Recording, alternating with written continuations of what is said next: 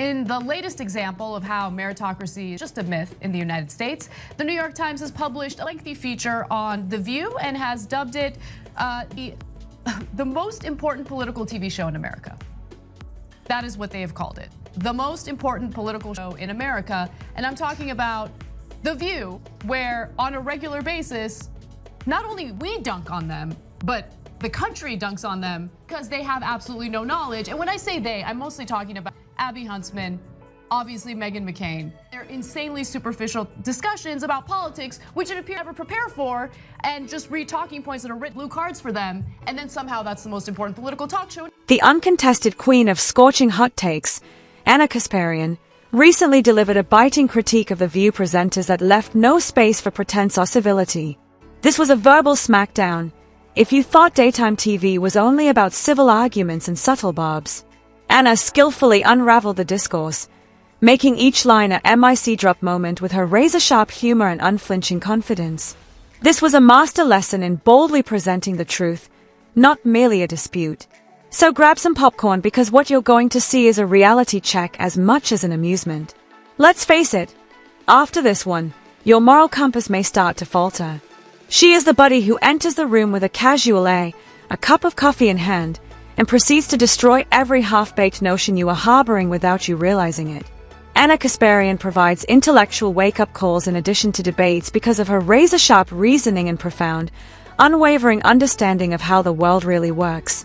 The tone quickly changed as she focused on The View, which is a circus. The carefully phrased politeness and sugar-coated banter had vanished. Weak views didn't have a chance in this war, which was no longer a chat show. It's magnificent. I know you probably don't want to know about it, but I just feel like I would feel a lot better with you leading the FBI, the CIA, the NBC. Nope. No. Listen, like, you want to talk about undemocratic acts, guys? We're still in an election. Okay, in 2000. Was Liz Cheney doing anything about that? Yeah, no. Come on, man. Like, what? Let's stop laundering their reputations. What are we doing? Look, Right. Whoopi Goldberg is, as my brother likes to say, gooch. Like, she's good. She's comfortable. She's happy. And when your financial stability and your comfort is secured, honestly, politics just becomes a sporting event. Don't expect diplomatic head nods or courteous small chat while dealing with Ana Kasparian. She doesn't do surface-level interactions. Her contributions are nothing less than an intellectual reckoning. She carefully dismantles weak arguments, leaving only the smoldering remnants of what were once ideas. She does more than merely poke holes in them. Despite their years of experience in front of the camera, the hosts soon find themselves in over their heads, giving whatever seems right at the time. Ana is equipped with facts, context, and sound reasoning that demand attention rather than relying on gut feelings or nebulous talking points. The thing that's so frustrating to me is, look, I don't know what Whoopi Goldberg is aware of and what she's unaware, right? I don't remember her commenting on politics back during the Bush era. So maybe she's totally unaware that Bush suspended habeas corpus for anyone who simply suspected of being an enemy combatant, which, by the way, prevented individuals from legally challenging their detention. That's what that did. It was so egregious that the Supreme Court overturned the suspension of habeas corpus. This is unconstitutional. She unleashes a well-tuned, unrelenting intellectual engine designed to stifle weak speech in its tracks. She does more than simply argue. Therefore, when Ana Kasparian criticizes The View's presenters, you're not just entertained. You're seeing a masterclass in how to deftly destroy flimsy arguments. This kind of takedown causes you to reconsider everything you believe to be true. What's the greatest part? She demonstrated how completely outmatched they are without even having to set foot on their stage. It's the real power move, let's face it. It's like to bringing a bazooka to an intellectual combat while everyone else is fumbling with Nerf weapons. The View has long attempted to disguise its tumultuous mix of sound bites and ill-formed viewpoints as important political conversations. I'll see this one coming. Because I want to juxtapose the kind of life Whoopi Goldberg lives and what average Americans are struggling with right now. So let's go to graphic 4 here. After landing her gig on The View, Goldberg relocated back to New York City, where she bought a full-floor loft in Soho for $4 million. Me too. She knows. She knows the working class. She sold the 2-bedroom apartment in 2010 during the economic crash for just under $3 million, so she lost there. But in a search for more privacy, she moved to the New Jersey suburbs, purchasing a $2.8 million mansion in the gated community. In actuality, it often seems more like seeing a bunch of young children battle with a Rubik's Cube, mildly amusing, but ultimately fruitless.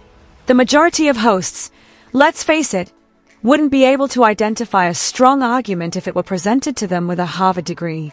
Even if they have years of experience controlling airtime with their celebrity influence and delivering bullshit with assurance, Ana Kasparian is a whole other animal. It blows my mind that anyone still believes that this country is at all based on meritocracy. Like, it's just not.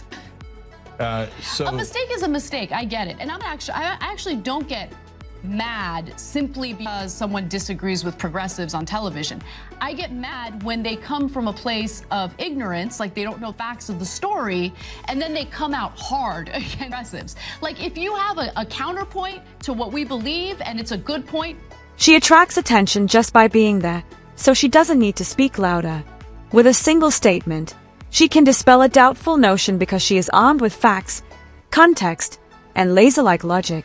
Imagine spending your whole professional life arguing with others, just to have someone like Ana reveal a few facts and quickly ruin your entire case. It's a total intellectual collapse, not simply a victory. And the fact that she accomplished it without ever setting foot on the set? That is the icing on the cake. We all know how this works, so let's dissect it. The View's presenters, who seem to have mastered the art of shouting over each other while pretending to have political intelligence, were certain to run into trouble at some point. Before someone like Ana Kasparian comes in and calls it out, you can only coast on surface-level takes and loud delivery for so long. These older women, let's keep it real, who are laughing because they find it ridiculous, but they forget that the vast majority of people don't have cushy TV daytime jobs, right? Where they're still raking in the big bucks. They don't have to worry about their financial future. For a lot of Americans, in fact, most Americans, once you hit a certain age, if you get fired, if you're in your 50s and you lose your job, you get laid off. Do you know how difficult it is for them to find another job? Do you know how rampant age discrimination is in the workplace? So, like, listen, it's easy for them to laugh about those fears, but those fears are real, and I would venture to say that the people who are actually out of touch are not the Zoomers who are concerned about that. It's the people sitting on that panel. And that's precisely what took place. The twist. Ana didn't even have to enter their territory. She deftly targeted the flimsy spectacle that The View attempts to pass off as discussion from the luxury of her own platform, focusing on it with the accuracy of an intellectual sniper. The presenters were suddenly under fire, but this time it was a sting of substance rather than the typical tabloid heat. What caused this spectacular takedown? The View's trademark tactic of presenting flimsy concepts as deep reality by enclosing them in sentimental verbiage is what always happens. Those worn-out emotional pleas and reflexive responses that The View presenters mistake for impassioned conversation are the rules that Ana Kasparian doesn't follow. She chose not to engage in a rehearsed back and forth with them or enter their chaotic set for a theatrical altercation. I think I want to be stuck in whatever internet bubble guys are in, because I'm not reading that my sit-down with Ben Shapiro was totally okay. In fact, I get a lot of backlash from the left about how I'm a secret Trump supporter. I'm actually a secret right-winger. Some people have accused me of being alt-right.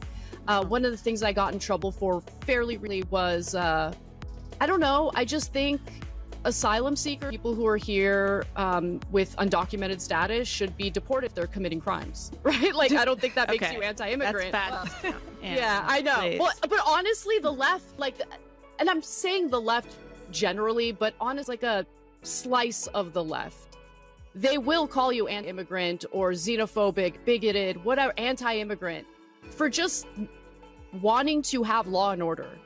Rather, she stood solidly on her own 2 feet, deconstructing their superficial opinions with ease from a distance and pointing out the precise points at which their purported discussions break down. She had no intention of entering their circus ring.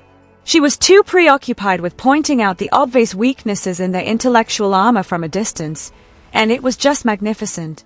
Like a lion among lambs, Ana watched quietly from her high, knowledgeable vantage point as the hosts began their customary digressions about what America needs or what's best for women's rights, prepared to surgically dismantle any weak argument. Even though she wasn't there, her criticism struck a deeper chord than anything those hosts could muster in a lifetime of pointless arguments. As they struggled through intricate problems using superficial views, Ana saw what was lacking and didn't think twice about pointing it out. I've been watching your evolution and your sort of out about your ideas with great interest. It's very interesting. I feel like in some ways I experienced something myself where I was certainly more, I think, on the left 10 years ago than I am now, for sure. I would never have described myself as a liberal past like college, but I see what you're going through, and I think a lot of people can relate to where it's like you just get so aggravated with shit breaking down that you believed in. You feel like you have no choice but to just start calling. The hosts, blissfully oblivious to the fact that they were standing on intellectual sand, perhaps believed that their fame and television platform would protect them. They had no idea that they were about to learn the truth about what occurs when someone tries to compete in the intellectual big leagues and ultimately reveals how out of their depth they are. Ana Kasparian's takedown was made even more vicious by the fact that she wasn't even in the studio. It was like a sniper picking out targets from a distance with ease. She didn't have to raise her voice to get attention or cut into anyone's practice tirades. Instead, she let the facts speak for themselves, gently pointing out the ridiculousness of their arguments and making fun of their tales' incoherence. The obvious flaws in their reasoning could not be concealed by any amount of charisma on camera or cliched catchphrases.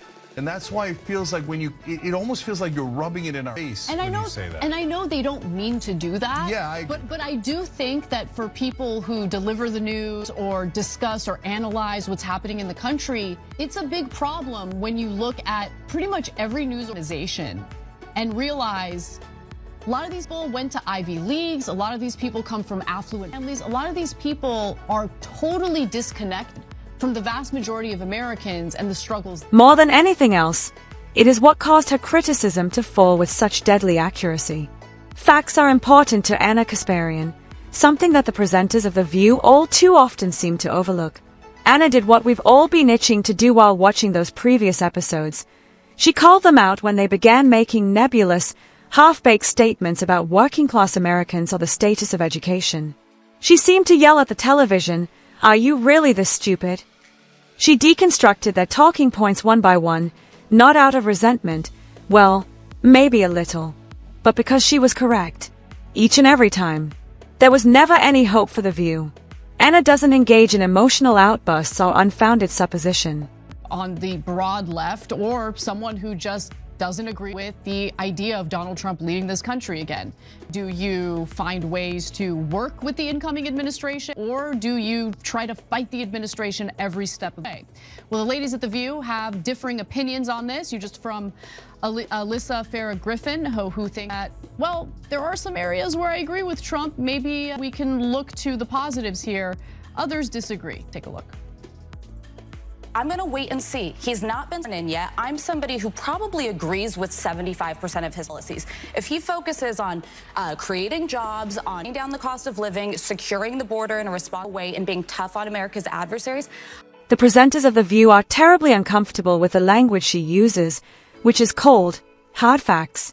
Let's discuss the instance in which Ana Kasparian distributed reality checks as if they were free candy. The presenters attempted to use a few catchphrases, such as social justice, income inequality, and representation. You know, the typical cliches that masquerade as profound analysis on that program. Ana, on the other hand, got right to the point by describing how these alleged flaws are connected to intricate, systemic problems. Ana went into full intellectual gear, bringing a level of comprehension that was very different from the usual vocabulary of The View, in contrast to the presenters, who often make feel-good, superficial remarks. The hosts, totally unprepared. Perhaps they believed that being famous would protect them. Or maybe they mistakenly thought that their views, which were completely unrelated to genuine knowledge or experience, could withstand a seasoned analyst like Ana. The bad news is that they didn't. Ana doesn't need a microphone to make her voice louder when she talks. Her comments are so potent that they send the View presenters running for shelter as they ricochet through the corridors of reason. Naturally, the answer was classic as well. The View, distraction, emotional pleas, and the unavoidable raising of hands, as if they've been victimized by a shrewd, opinionated woman who won't back down. However, Ana, she didn't recoil. Ana Kasparian had more tricks in her sleeve than the hosts could possibly manage, but she wasn't finished yet. She called them out right away when they attempted to change the subject. There was no way out.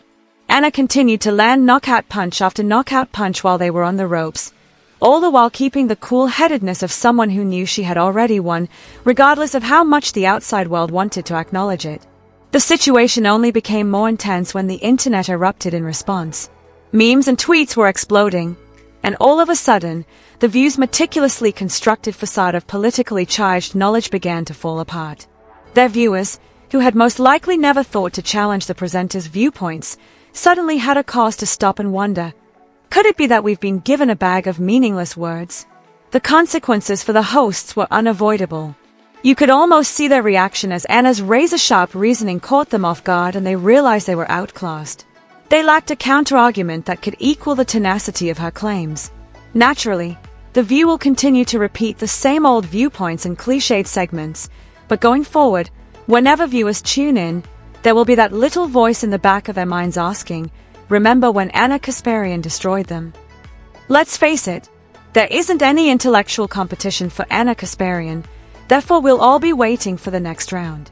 What about the View? Perhaps they should limit their discussion to topics that are currently popular on Twitter rather than engaging in fact-based debate. Yes, they aren't very good at it.